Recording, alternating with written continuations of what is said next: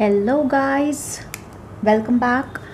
I hope आप लोग अपने घर में सेफ़ हो और सारे कोविड के रूल्स फॉलो कर रहे हो। प्लीज़ अभी घर में रहिए एंड ख़ुद को सेफ़ रखिए।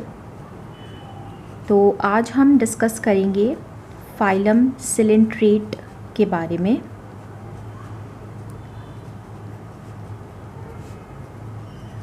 इसे हम निडारिया भी कहते हैं और ये दोनों नाम क्यों पड़ा ये भी हम डिस्कस करेंगे।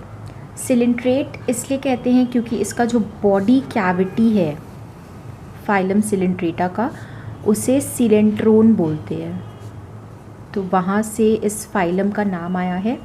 और निडारिया इसलिए बोलते हैं क्योंकि इसमें नाइडोब्लास्ट सेल प्रेजेंट है जो कि एक स्टिंगिंग सेल है, इसलिए हम इसे निडारिया कहते हैं। तो जो फाइलम सिलेंट्रेट है उसके जो स्पीशीज़ है वो मराइन फ्रेश वाटर दोनों में मिलते हैं, मतलब ये एक्वेटिक होते हैं बेसिकली। तो ये एक्वेटिक है स्पीशीज़। उसके बाद सिसाइल भी हो सकते हैं, फ्री स्विमिंग भी हो सकते हैं, कॉलोनियल या सॉलिटरी भी हो सकते हैं। इनके जो कॉलोनी होते हैं उन्हें हम ओबेलिया कहते हैं एंड इस ओबेलिया कॉलोनी के बारे में एंड साइफोनोफोरा भी एक कॉलोनी बनाता है, इस दोनों के बारे में हम हमारे नेक्स्ट वीडियो में डिटेल में डिस्कशन करेंगे, कॉलोनी ऑफ सिलेंट्रेट्स के बारे में। फिर जर्म लेयर में ये डिप्लोब्लास्टिक है, रेडियल सिमेट्री वगैरह वगैरह होता है, जिसका डिस्कशन हम ऑलरेडी कर चुके हैं हमारी प्रीवियस वीडियो में, जो कि था किंगडम एनिमेलिया, जिसमें हमने बेसिस ऑफ क्लासिफिकेशन बताया था। अब हम सिंपल टर्म्स में इसका बॉडी प्लान समझे कि ये कैसा दिखता है। तो ये अगर सेसाइल है तो नीचे सबस्ट्रेटम से ये जुड़ा हुआ रहेगा एंड इस तरह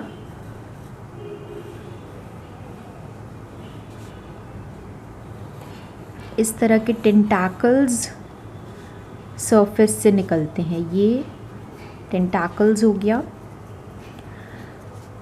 ये जहाँ से टेंटाकल्स अराइज कर रहे हैं वो हो गया हमारा माउथ का रीजन, ये माउथ है एंड ये जो पार्ट माउथ को एनक्लोज करता है उसे हम हाइपोस्टोम कहते हैं। ये हमारा बीच का सिलेंट्रोन हो गया जो कैविटी है। पीडल डिस्क हो गया, पीडल या बेसल डिस्क भी हम कह सकते हैं। ये अटैच्ड है क्योंकि सरफेस से। ये ओरल पार्ट है, यहाँ पर माउथ प्रेजेंट है इसलिए ओरल पार्ट है। इसमें कोई ब्रेन नहीं होता है इस ऑर्गेनिज्म में। और ये हमने किसका फिगर डिपिक्ट किया है सिंपल टर्म्स में, हाइड्रा का। टेंटाकल्स हमेशा इवन इन नंबर होंगे, आपने देखा होगा यहाँ 3 मैंने बनाया है तो यहाँ भी 3 बनाया है क्योंकि ये रेडियली सिमेट्रिकल है। मतलब अगर ये हम सेंटर ले फिर हम कहीं से भी इसे डिवाइड करें, ऐसे ऐसे, ये तो आपको 2D में नहीं समझ आ रहा होगा, लेकिन आप कहीं से भी उस साइड से डिवाइड करेंगे तो ये इक्वली डिवाइड होगा, इसलिए ये रेडियली सिमेट्रिकल है। इसमें मैक्सिमम 6 से 10 टेंटाकल्स हो सकते हैं। ठीक है, अब हम बात करेंगे इसका नाइडोब्लास्ट या नेमाटोब्लास्ट सेल के बारे में, जो इस फाइलम का कैरेक्टरिस्टिक फीचर है। तो नाइडोब्लास्ट सेल मैंने बताया था क्या है, स्टिंगिंग सेल है। तो ये क्या क्या चीज़ में ये फंक्शन करेगा, क्या क्या चीज़ में हेल्प करेगा। पहला है एंकरेज। एंकरेज क्या होता है, अटैचमेंट।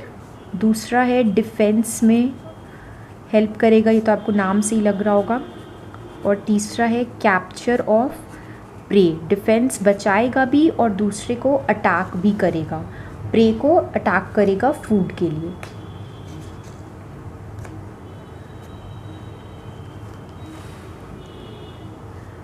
तो अब हम इस सेल का स्ट्रक्चर देख लेते हैं कि ये नाइडोब्लास्ट कैसा दिखता है।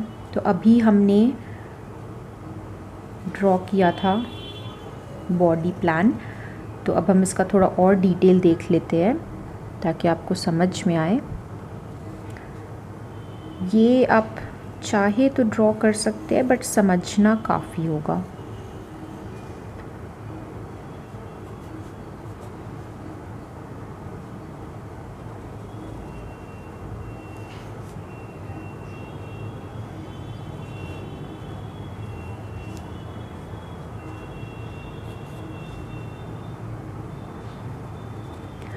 तो ये मैंने क्या बनाया है, नाइडोब्लास्ट सेल।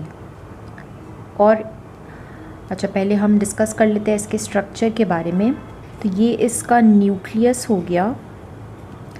ये ऑपरक्यूलम है। ऑपरक्यूलम कोई भी चीज़ का ढक्कन होता है, ओपनिंग होता है। तो ये सेल यूज़ करने के बाद का स्ट्रक्चर है। यूज़ होने के पहले ये जो आपको इसका टेल या थ्रेड टाइप का पार्ट दिख रहा है, ये इस सेल के अंदर रहता है, यहाँ पर रहता है। यूज़ होने के बाद ये इस तरह बाहर निकल कर आ गया है। ये हमारा नेमेटोसिस्ट है जो कि सेल ऑर्गेनल है।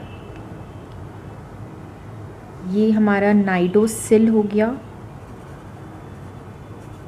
तो ये एक नाइडोब्लास्ट का स्ट्रक्चर है। इसमें मेन आपको ये जानना है कि पहले ये जो थ्रेड है वो नेमेटोसिस्ट के अंदर होता है। जब इसे प्रवोक किया जाता है तब ये थ्रेड तुरंत से निकल के बाहर आता है और अपने एनिमी को, प्रेडेटर हो चाहे जो भी इसे डेंजर लग रहा हो, उसे ये अटैक करता है। और ये एक पॉइजनस सब्सटेंस सिक्रीट करेगा जिसे कहते हैं हिप्नोटॉक्सिन। ठीक है, जैसे ही प्रे के टच में आएगा या कोई प्रेडेटर के टच में आएगा, तुरंत नाइडोसिल एक्टिव हो जाएगा, ऑपरक्यूलम खुलेगा और ये बाहर। तो ये नाइडोसिल हमें कहाँ मिलता है, टेंटाकल्स वाले रीजन में हमें मिलेगा, क्योंकि वहीं से फूड भी इनटेक हो रहा है एंड वहीं से बॉडी मूवमेंट हो रहा है। एक बार नाइडोब्लास्ट यूज़ हो गया तो ये रीयूज़ नहीं हो सकता है, फिर नया बनाना पड़ता है। नया बनेगा, फिर वो यूज़ होगा एंड ये साइकिल चलते जाता है। अब जो सिलिंड्रेट्स का बॉडी फॉर्म हम देख लेते हैं। तो बॉडी फॉर्म इसमें दो तरह के होते हैं। एक हो गया पॉलिप और एक है मेड्यूसा बॉडी फॉर्म। ये दोनों समझना थोड़ा इम्पॉर्टेंट है कि पॉलिप क्या होता है, मेड्यूसा क्या होता है। पॉलिप जो है वो सेसाइल स्ट्रक्चर है, जो हमने देखा था अभी डायग्राम, जिसका सेसाइल हो गया और सिलिंड्रिकल होता है। इसका एग्जाम्पल हो गया हाइड्रा, एडम्सिया, ये सब आएगा हमारा पॉलिप फॉर्म में। मेड्यूसा फॉर्म जो है वो फ्री स्विमिंग होता है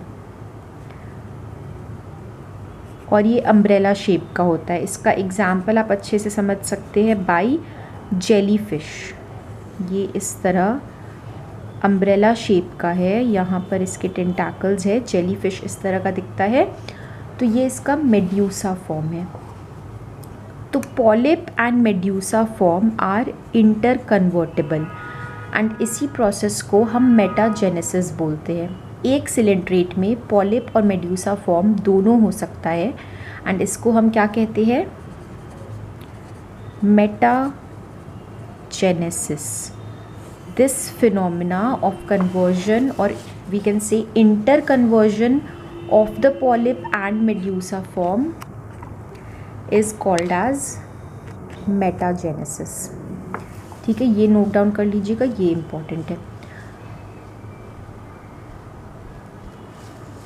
डाइजेशन इसका बोथ इंट्रासेल्यूलर एक्स्ट्रासेल्यूलर हो सकता है। Respiration and excretion by body surface होता है एंड कुछ भी इसे इजेस्ट करना हो तो ये माउथ के थ्रू करता है।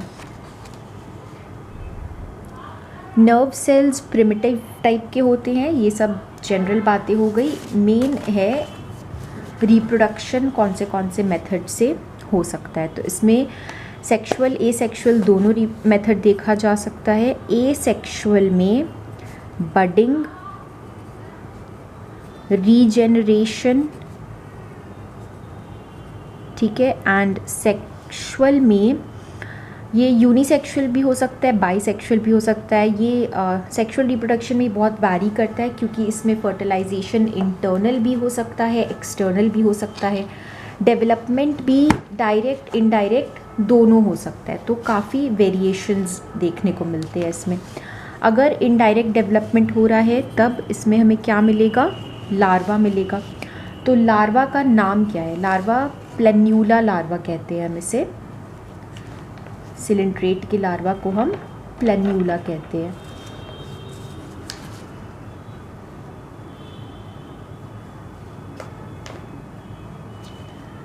फिर हम आते हैं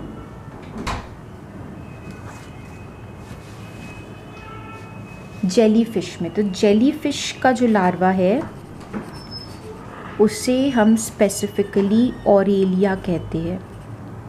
जेलीफिश के लार्वा को हम ऑरेलिया कहेंगे।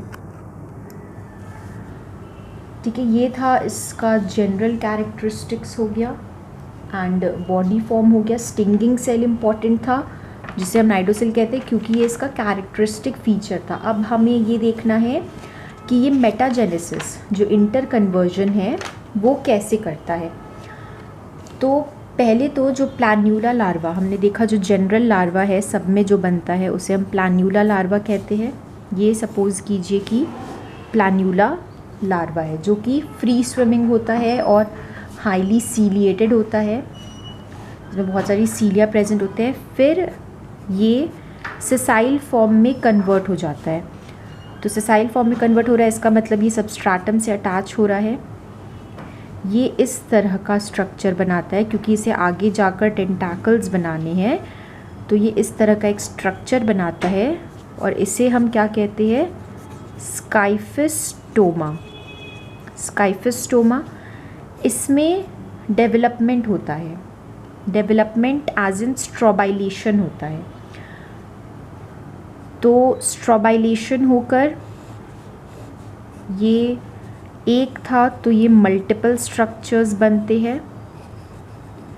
ईच यूनिट को हम स्ट्रोबाइला कहेंगे और इसलिए इसके एडिशन प्रोसेस को हम स्ट्रोबाइलेशन कहेंगे। अब इसमें डेवलपमेंट होगा तो यूनिट निकल कर बाहर आएगा और ये फ्री स्विमिंग होगा।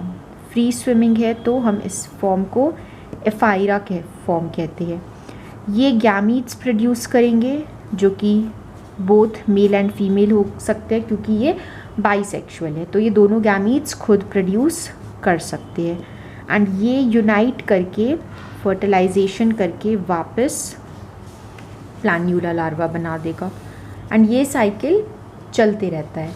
इसे आप प्रॉपर सर्कुलर फॉर्मेट में बना सकते हैं। ये साइकिल चलते रहेगा प्लान्यूला से। तो यहाँ पर था हमारा प्लान्यूला स्टेज और यहाँ पर है हमारा फ्री स्विमिंग स्टेज। तो कैसे ये आपस में इंटर कन्वर्जन हो रहा है ये आपने देखा। इसी प्रोसेस को हम क्या कहेंगे, मेटाजेनेसिस। और ऐसे ही लाइफ कंटिन्यू होते जाता है। ठीक है, जो हमारा नेक्स्ट फाइलम है टीनोफोरा, उसमें भी टेंटाकल्स होते हैं, लेकिन उसके टेंटाकल्स और इसके टेंटाकल्स में फ़र्क होता है। तो वो डिफरेंस क्या है वो हम नेक्स्ट फाइलम जब पढ़ेंगे तब जानेंगे। पॉलिप फॉर्म, जो पॉलिप फॉर्म है, पॉलिप फॉर्म इसमें कौन सा है, जो सबस्ट्राटम से अटैच्ड है, यानी स्काइफिस्टोमे। ये एसेक्सुअल होता है, ये हमारा एसेक्सुअल फॉर्म है। और मेड्यूसा जो है, यानी जो फ्री स्विमिंग फॉर्म है, ये तो आपको दिख ही रहा है कि ये सेक्सुअल फॉर्म है, तभी ये गैमीट्स प्रोड्यूस कर रहा है।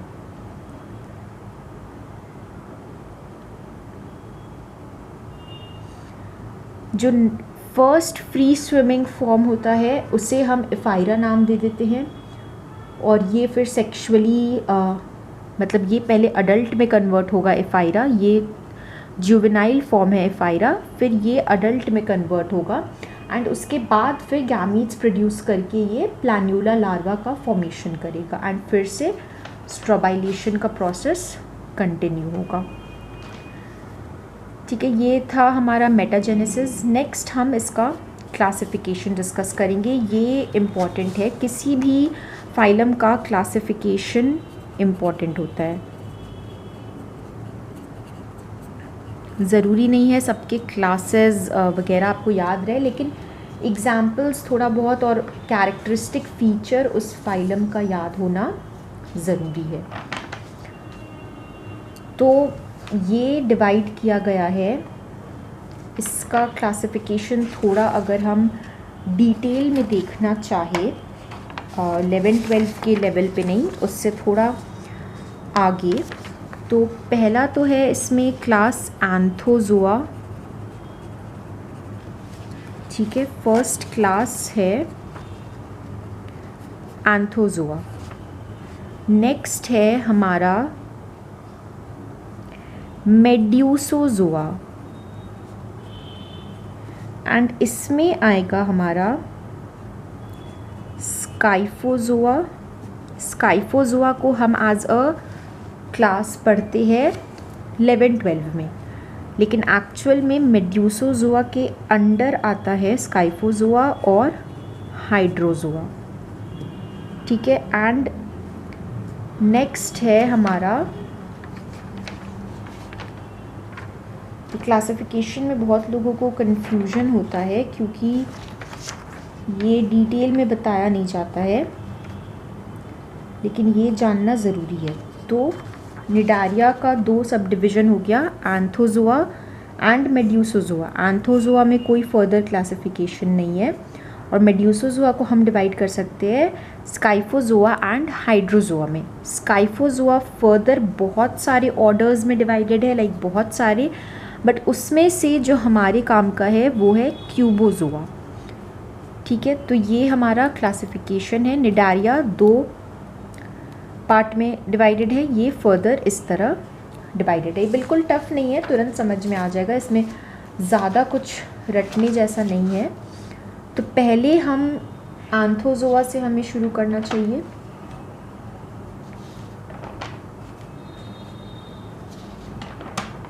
ये क्लासिफिकेशन को आप नोट कर लीजिएगा।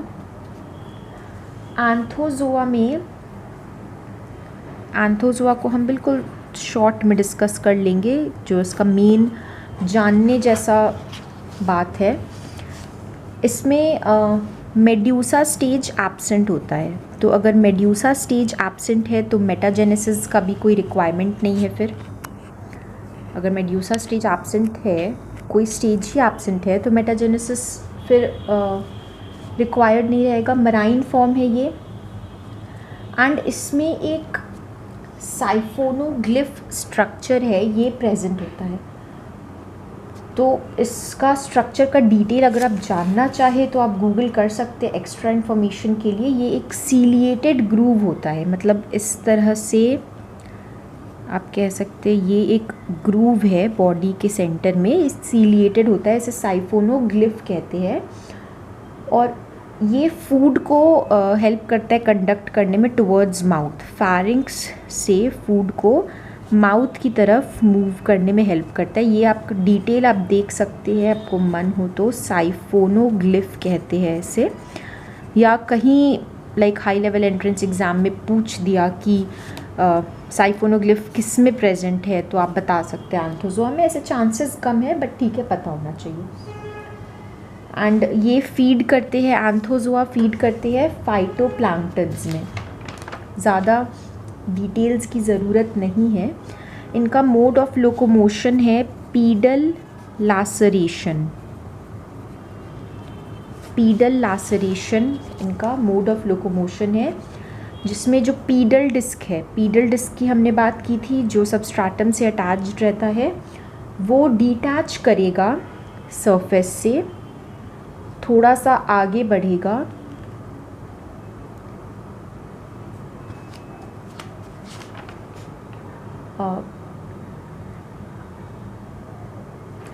पीडल लासरेशन इनका एसेक्सुअल रिप्रोडक्शन का तरीका है। एक और में पीडल मूवमेंट होता है, तो उससे थोड़ा सा कन्फ्यूजन हो गया। एसेक्सुअल रिप्रोडक्शन का तरीका है ये। तो इसमें क्या होता है, जो हमने ये बात किया था, ये पीडल डिस्क है, तो इसमें पीडल डिस्क जो है उसका एक पार्ट सरफेस से डिटैच करेगा। सरफेस से डिटैच करने के बाद ये डिफरेंशिएट करके एक न्यू ऑर्गेनिज्म बना सकता है। ये सिर्फ एंथोजोआ में देखा गया है पीडल लैसरेशन का प्रोसेस। ठीक है, इसका हम कुछ एग्जाम्पल्स देख लेते हैं कि कौन से ऑर्गेनिजम्स आते हैं इसके अंदर। तो पहला है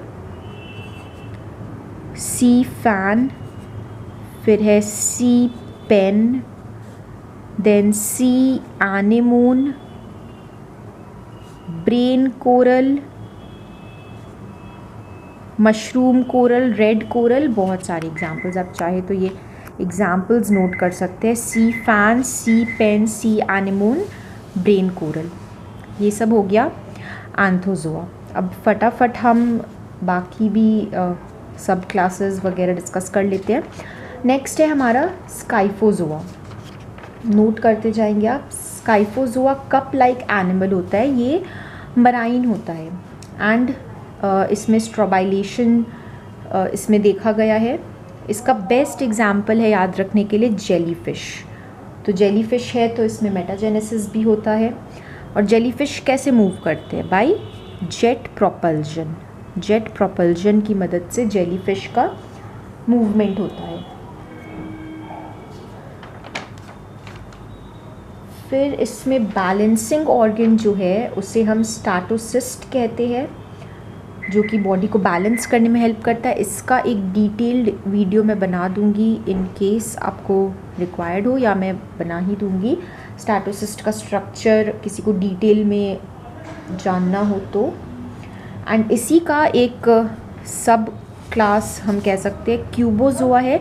तो इसमें बस ये जानना है कि ये क्यूब लाइक होता है, क्यूब शेप का होता है। जैसे जेलीफिश हमने देखा था इस तरह अम्ब्रेला शेप का है, तो ये इसमें क्या डिफरेंस है कि ये इस तरह क्यूब शेप का होगा, बस यही डिफरेंस है।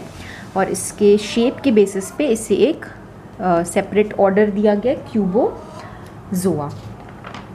ये हमारा हो गया स्काइफोजोआ डिस्कस हो गया। उसके बाद हम आते हैं हाइड्रोजोआ में। हमारा लास्ट है हाइड्रोजोआ। तो ये कॉलोनी बनाता है। कॉलोनी के बारे में हम हमारे नेक्स्ट वीडियो में डिस्कस करेंगे। कॉलोनी इम्पॉर्टेंट होता है एग्ज़ाम पॉइंट ऑफ व्यू से। इसमें पॉलिप मेड्यूसा दोनों फॉर्म होते हैं, लेकिन पॉलिप डोमिनेंट होता है। क्यों? क्योंकि वो कॉलोनी बनाता है। कॉलोनीज़ सेसाइल फॉर्म में एग्जिस्ट करते हैं इसलिए। एंड इसमें नेमाटोसिस्ट नहीं होता है, नेमाटोसिस्ट इज़ एब्सेंट। ओके, इसके सब ऑर्डर्स हैं। सब ऑर्डर्स में दो डिस्कस करना है हमें, हाइड्रोइडा एंड साइफोनोफोरा। साइफोनोफोरा, तो ये दोनों में कॉलोनी इंक्लूड होता है, इसलिए मैं ये दोनों को नेक्स्ट वीडियो में बताना प्रेफर करूँगी।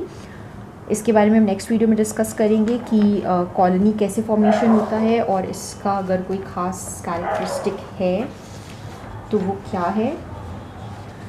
और ये हमने जो स्टिंगिंग सेल्स की बात की थी, नाइडोसाइट, तो और भी तरह के सेल्स प्रेजेंट होते हैं बॉडी में, सिर्फ नाइडोसाइट नहीं है, और भी तरह के हैं जो प्रोटेक्शन प्रोवाइड करते हैं या प्रेडेटर्स से बचाते हैं, प्रे कैप्चर करने में हेल्प करते हैं। अलग अलग तरह के सेल्स हैं, बट फिर से इतना डिटेल जानना नहीं ज़रूरी है। Short crisp to the point में पढ़ने में ही समझदारी है। डिटेल्स उसका जानिए जो काम आएगा। ओके, सो इस वीडियो के लिए इतना। ये बहुत सिंपल था। सिलेंट्रेट बहुत छोटा फाइलम है, तुरंत ख़त्म भी हो गया। इसका हमने बॉडी प्लान पहले डिस्कस किया, कैसा दिखता है। नाइडोसिल्स सेल के बारे में डिस्कस किया। दो फॉर्म होता है, पॉलिप मेड्यूसा, मेटाजेनेसिस होता है, वो कैसे होता है वो भी हमने देख लिया। इस तरह से कन्वर्जन होता है प्लान्यूला से एफाइरा में। इसका क्लासिफिकेशन हमने देखा, ये नोट कर लीजिए। एंड इसका कैरेक्टरिस्टिक फीचर शॉर्ट में मैंने बता ही दिया। किसी भी तरह का डाउट हो आप बेझिझक कमेंट सेक्शन में पूछ सकते हैं, और जल्द से जल्द मैं उसका सल्यूशन बताने का कोशिश करूँगी। तब तक के लिए आप इसका नोट्स बनाइए, इसे पढ़िए और प्लीज़ डाउट पूछिए, डाउट पूछना इज़ वेरी इंपॉर्टेंट बिकॉज उससे आपको और समझ में आता है टॉपिक। किसी भी तरह का डाउट हो, अगर सिंपल डाउट है गूगल कर लीजिए, अगर एक्सप्लेनेशन रिक्वायर्ड है तो प्लीज़ बताइए।